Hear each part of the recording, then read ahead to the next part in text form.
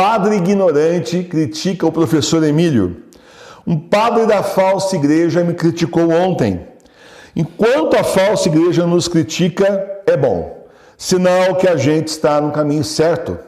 Se eles elogiarem, daí a gente vai ficar preocupado e vai ver onde é que nós estamos errando. O padre ignorante se incomodou com a programação da Capela da Sagrada Face, justamente a programação de agosto. Justamente no vídeo com essa programação do mês, ele se revoltou e disse: eu não conheço esse negócio de confissão espiritual. Com exclamação e tudo. Pois é, o que será que ele estava fazendo no seminário que ele perdeu essa aula, não é mesmo? Ou será que ele não teve essa aula? Mas se o seminário nunca te ensinou isso, padre, entre aspas, eu te pergunto, na sua paróquia, quem proclama o evangelho não é você? Sim, porque na Missa Nova, o Evangelho de São Lucas, capítulo 18, versículos 9 a 14, é proclamado no 30º domingo do ano C. A última vez, padre, que você tem que ter proclamado esse evangelho foi no dia 27 de outubro de 2019. Você não se lembra? Foi no mês do famigerado Sínodo da Amazônia, quando o Vaticano foi consagrado a Pátria Mama, quando seu Papa aí quis tomar a Amazônia, quando as pessoas ainda podiam ir à missa sem máscaras. Logo depois já não poderiam mais.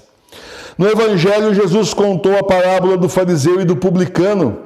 O fariseu, cheio de si, se apresentou com soberba no templo. Graças te dou, meu Deus, porque não sou como os demais homens, que são ladrões, injustos, adúlteros, como é também este publicano. Deve ter até apontado, né? Este publicano, coitado, lá no fundo, o indivíduo, este publicano. Eu jejuo 2 vezes na semana, pago o dízimo de tudo que eu tenho. É a soberba, né?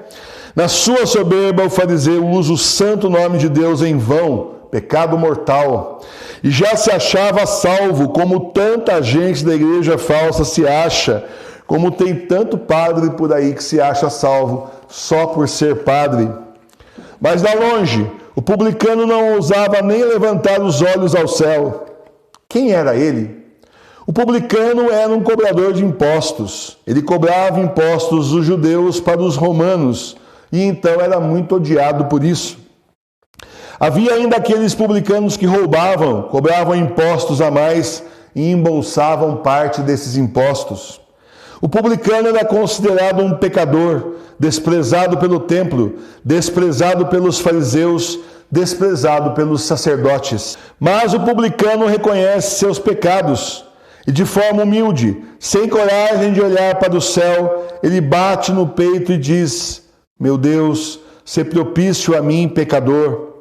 E Jesus diz que o publicano voltou justificado para a sua casa e o fariseu não. Porque todo que se exalta será humilhado, e todo que se humilha frente a Deus será exaltado.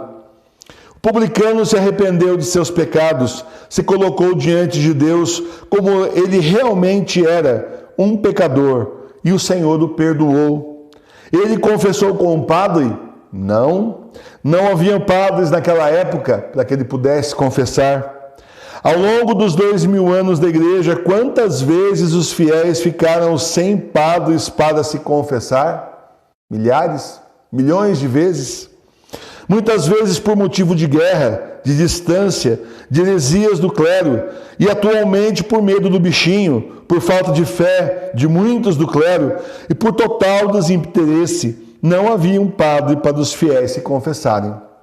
E esses fariseus modernos, arrogantes do clero, que se acham insubstituíveis, apesar de todas as suas heresias, de toda a sua soberba, da sua falta de fé e da sua excomunhão, acham o quê?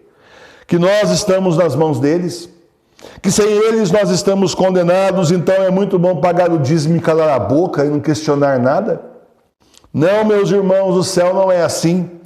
Não foi para isso que Jesus veio do céu e morreu numa cruz, vertendo até a última gota de sangue por nós. Na Espanha tem uma imagem de um Jesus crucificado com a mão assim, um braço estendido.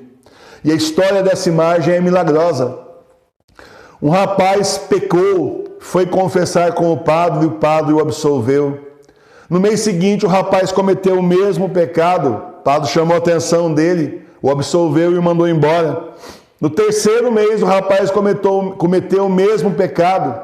E o padre falou: ah, não, dessa vez não, é brincadeira, não vou te perdoar dessa vez, você sempre comete o mesmo pecado. E Jesus então despregou uma das mãos da cruz e estendeu para o padre, dizendo: não foi o seu sangue que foi derramado por ele. Essa é a história dessa imagem. Está lá até hoje, uma imagem milagrosa. Não foi o sangue do padre que foi derramado por nós, foi de nosso Senhor. E nosso Senhor quer sim todos nós de volta. Ele está com os braços abertos, esperando que cada pecador retorne. E Ele abraçará cada um como o filho pródigo, como faz conosco, fará com todos que se arrependerem. De verdade. Então não pode simplesmente o padre negar a confissão, mas se ele nega, muitos aí até fazem uma confissão, outra meia boca, mas simplesmente não dão absolvição. Dizem o quê? Isso não é pecado, eu também faço isso. Desse jeito, absurdo. Então, essas pessoas, então, não estão fazendo o papel que era delas, mas o Senhor continua nos querendo de volta a Ele. Não, Jesus veio ao mundo, meus irmãos, para nos salvar. Não importa se nós temos padres ou não, porque nós temos o sumo sacerdote, nosso Senhor Jesus Cristo, e com Ele nós nos confessamos. Ele conhece nosso coração e todos os nossos pecados. Nós precisamos nos arrepender e pedir perdão ao Senhor diante da Sagrada Face. E o Senhor, vendo nosso coração contrito, arrependido, vai perdoar sim os nossos pecados. Porque há mais festa no céu por um pecador arrependido do que por 100 desses justos, entre aspas, do clero, que acham que não precisam de Deus, que usam o nome de Deus para encher os bolsos. A confissão espiritual é reconhecida pela igreja de 2000 anos, como foi reconhecida por padres e teólogos sérios, como, por exemplo, na Revolução Francesa. Na Capela da Sagrada Face, aqui, nós fazemos a confissão espiritual todos os meses. Nós fazemos nosso exame de consciência, nos arrependemos dos nossos pecados e com a intercessão do Padre Pio, nós confessamos diante da Sagrada Face de nosso Senhor Jesus Cristo. E todo aquele que se arrepende de verdade sai justificado da confissão, perdoado, mais leve, sem o peso dos pecados sobre os ombros. É um momento muito bonito de reconciliação com Deus diante da Sagrada Face de Jesus. Um momento de contrição perfeita, reconhecida pela Igreja, aprovada pelo Concílio de Trento, recomendada por vários santos, como por exemplo Santo Afonso Maria de Ligório. A confissão espiritual acontece aqui na capela ao vivo, terça-feira antes da primeira sexta-feira do mês. Toda terça-feira antes da primeira sexta-feira do mês, eu quero dar um testemunho. Eu passei por muitos desses padres relativistas que não perdoavam coisa nenhuma e diziam: você sabe que isso não é pecado, ou então, você sabe que Jesus já pagou pelos seus pecados. E eu saía mal, pesado, com os mesmos pecados no ombro, ia lá diante do sacrário pedir perdão a nosso Senhor, ia lá rezar uma Ave Maria, um Pai Nosso, um Glória ao Pai, pedindo ao Senhor que me perdoasse, porque o padre estava na cara que não se importou com nada do que eu falei, abria minha alma para esse indivíduo, e ele não perdoou nada, e não foi só uma vez que isso aconteceu, de sair da confissão sem me sentir perdoado. Mas meus irmãos e minhas irmãs, diante da Sagrada Face do Senhor, eu me sinto perdoado, eu sou perdoado pela intercessão do Padre Pio, que aí nós colocamos a imagem ali no lugar de São Miguel. Eu me sinto sim perdoado, a professora Milene também, Madre Sofia também, e tantos de vocês que já fizeram aqui a confissão espiritual, porque o Senhor vê o nosso arrependimento e é baseado nessa passagem do Evangelho de hoje, que Ele então perdoa os nossos pecados. E quando todas as igrejas estiverem fechadas, porque tem umas que estão abertas aí, mas ora, essas pessoas nem são padres, aí a ordenação deles é inválida, ou então são excomungados, não podiam administrar sacramento nenhum para ninguém. E aí eu pergunto, as pessoas vão lá atrás dessas pessoas relativistas, excomungadas, inválidas? Excomungadas não! Vamos atrás do Senhor, o sumo sacerdote da nossa igreja, a cabeça da Igreja Católica Apostólica Romana. Vamos pedir perdão a Ele por intercessão do Padre Pio, o mesmo Padre Pio que no meio da pandemia apareceu num hospital da Itália, um senhor lá morrendo, pedindo um padre, não aparecia padre nenhum, e o Padre Pio apareceu para ele e fez a confissão dele. Então nós pedimos com muita fé que o Padre Pio nos confesse e nos confessamos diante da Sagrada Face do Senhor e somos sim perdoados. Por isso, meu irmão, minha irmã, eu te convido, toda terça-feira, a terça-feira antes da primeira sexta, nós temos confissão espiritual aqui. Por exemplo, agora, terça-feira agora, 3 de agosto às 20 horas, tem confissão espiritual e vai ser transmitido pelo canal da Sagrada Face. Venha se reconciliar com o Senhor. Não se preocupe, você não vai ter que acusar os seus pecados publicamente aí no chat, não. Pode ficar sossegado. Nós fazemos um enorme exame de consciência profundo aqui.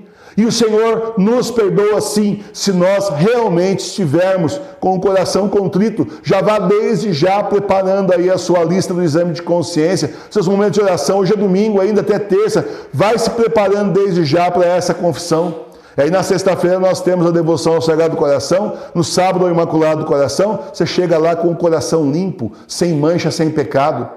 Vá aprendendo a contrição perfeita a fazer essa confissão e não espere também. Se no meio do mês você pecou, se ajoelha na frente da Sagrada Face do seu altar na igreja doméstica e faça a confissão espiritual. Peça perdão a Jesus.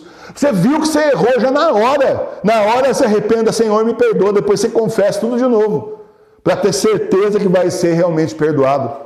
E eu tenho certeza que o Senhor vai acolher você de braços abertos, como acolhe a gente aqui, como tem acolhido a tantos, porque nós estamos voltando para Ele, nós da igreja doméstica, chamados por nosso Senhor Jesus Cristo, para continuar a igreja nesses tempos que são os últimos, são os tempos do Apocalipse. O Senhor está às portas, tem um vidente aí dizendo, vai demorar décadas ainda para isso acontecer. Não vai não, está muito perto. E ele vai ser surpreendido justamente por isso, pela volta do Senhor. E não vai nem poder dizer que não sabia, né? Porque está avisado no Evangelho, é quando menos você esperar. E o Senhor nos chamou para preparar esse caminho dele, como partes de João Batista, eu e vocês, para que a gente então prepare o caminho da volta, justamente dele, porque o anticristo já está aí. Logo depois dele é o Senhor.